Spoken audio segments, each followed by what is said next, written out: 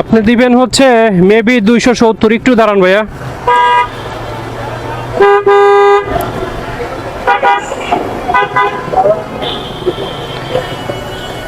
এখানে হচ্ছে 100, 250, 60, 70, 270।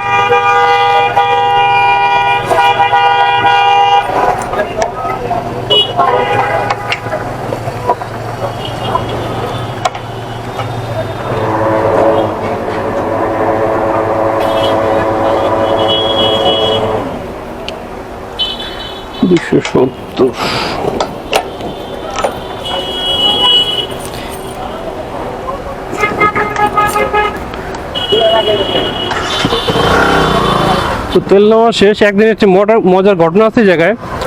মজার ঘটনা হলো, আমি বলছি যে 100 টাকা তেল দেন, টাকাটা পরে দেয় আর কি, তেল আগে দেয় পরে টাকা দেয়। 100 টাকা তেল দিতে বলছি, সেই লোক আমার 700 টাকা তেল দিছে।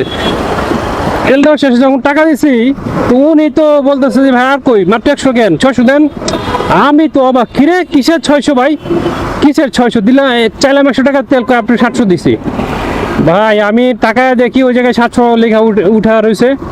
আমার পুরো আকাশ ভেঙে পড়ছে, কিরে ভাই 700 টাকা তেল দিয়ে আমি এখন কি করবো, এত টাকার তেল কেন দিচ্ছ, আমার কাছে এত টাকাও নয় এখন।